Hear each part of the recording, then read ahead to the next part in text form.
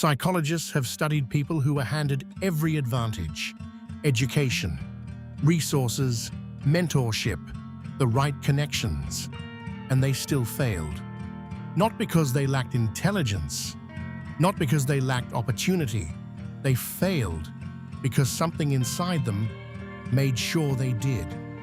There is a mechanism in the human brain, documented, measurable, and almost entirely invisible to the person carrying it, that enforces a ceiling on what you allow yourself to become. You have felt it.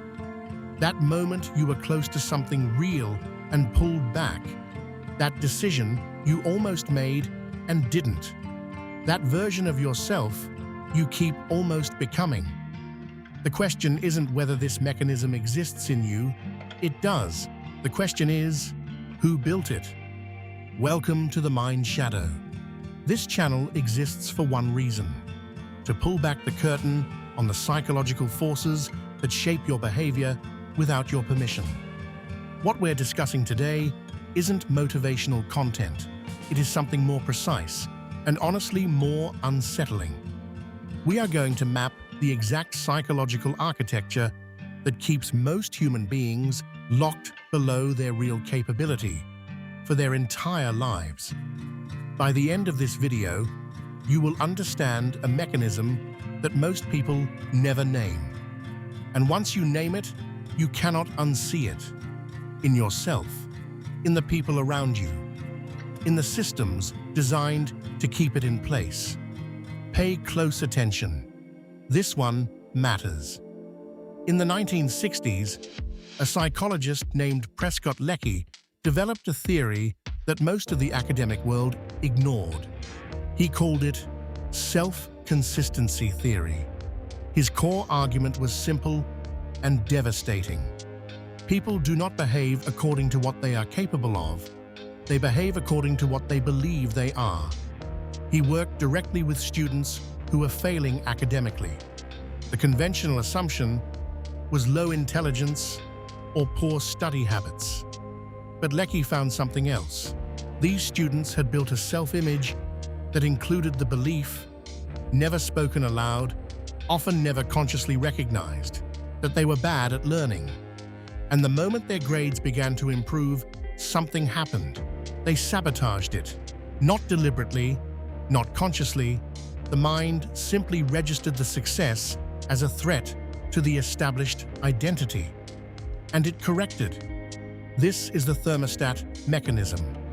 Your psychological system maintains a set point, a temperature of self-perception, and it works constantly to return to that temperature, whether your life heats up or cools down. Think about someone you know who keeps ending up in the same kinds of relationships, same dynamic, different face, or the person who gets a financial windfall and burns through it in months, or the one who builds something real, then quietly destroys it. This isn't bad luck. This is a thermostat doing exactly what thermostats do. Leckey's insight wasn't just academic, it was a map, and the territory it described was you. Here is where it gets darker. The thermostat is not just a metaphor. There is neuroscience underneath it. Your brain maintains a predictive model of who you are. Neuroscientists call the underlying system the default mode network. It activates when you think about yourself, your past, your future. It is the brain's storytelling engine, and its primary function is not accuracy. Its primary function is consistency. The brain is metabolically expensive to run. It burns roughly 20% of your total energy. To manage that cost, it relies on prediction. It builds a model of reality and tests incoming data against that model. Here is the critical part.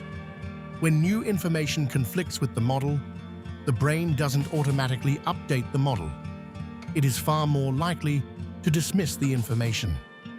This is called cognitive dissonance reduction. And when the conflicting information is about your own capability, When your results start to exceed your self-image, the dissonance becomes a pressure the brain needs to relieve. It does this by finding reasons the success was a fluke, by engineering situations where you fall back, by making the comfort of smallness feel like wisdom. Researchers at the University of Michigan found that people with low self-concept clarity, a fuzzy or unstable sense of who they are, showed dramatically higher anxiety when presented with positive feedback that didn't match their internal story. The brain experienced good news as a threat. Read that again. Your brain can experience your own success as a threat, not because you are broken, because the machinery is doing exactly what evolution designed it to do. Maintain the known, resist the unfamiliar, even when the unfamiliar is better. Now understand this. Once you know how the thermostat works, you realize it is one of the most powerful levers for controlling human behavior at scale, and it is being used.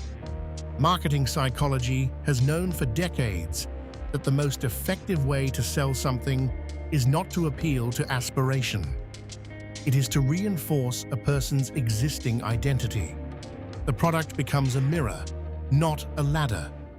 You are not being offered a better version of yourself.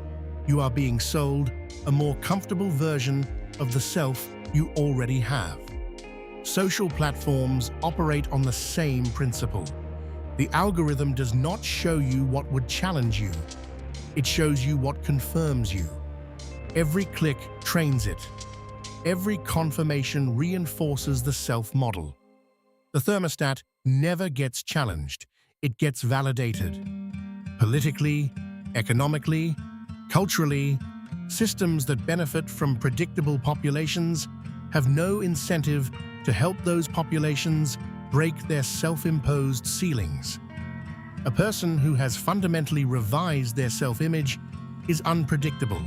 They make different decisions. They are harder to model, harder to market to, harder to manage. The machinery of modern life has, whether by design or by emergent consequence, built an environment perfectly calibrated to keep your thermostat exactly where it is. This is not paranoia. This is pattern recognition. The practical implication is this: the most subversive thing you can do, the act that most disrupts every system designed to contain you, is to deliberately, systematically raise your self-concept, not through affirmations, not through motivation, through accumulated evidence. Small actions that contradict the old story, repeated until the brain has no choice but to update the model. Here is the revelation. Remember the question from the beginning. Who built the ceiling? You did not build it alone. You built it from borrowed materials. The self-image that runs your life was largely constructed before you had any say in the matter. Between the ages of roughly 2 and 7, your brain operated primarily in theta wave states, high suggestibility, low critical filtering. Everything went in. The comments from a parent, the way a teacher responded to your answer, the moment you tried and were laughed at, the moment you succeeded and were ignored. Your brain compiled all of it into a model, a working theory of who you are and what you are worth. And you have been living inside that theory ever since. Most of it was never consciously chosen. Most of it was never consciously examined. You have been operating from a psychological blueprint written by other people's reactions to a child. That is the real ceiling. Not your capability, not your intelligence, not your circumstances. A story built before you were old enough to question stories. The unsettling part is how solid it feels. It feels like truth because it is all you have ever known from the inside. But it is not truth. It is legacy code, and legacy code can be rewritten.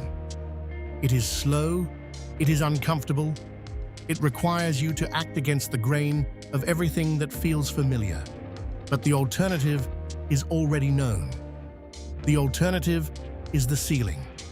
Invisible, permanent, and built by hands that were not yours. If this hits something in you, sit with that. That discomfort is the thermostat registering a challenge. That is the exact sensation of growth being resisted. You now have a name for it. If you found value here, subscribe. Every week on this channel, we go deeper into the psychology of behavior, influence, and the hidden mechanics of the human mind. Not to frighten you, to arm you. Because the more clearly you see the machinery, the less it can run without your consent. I'll see you in the shadows.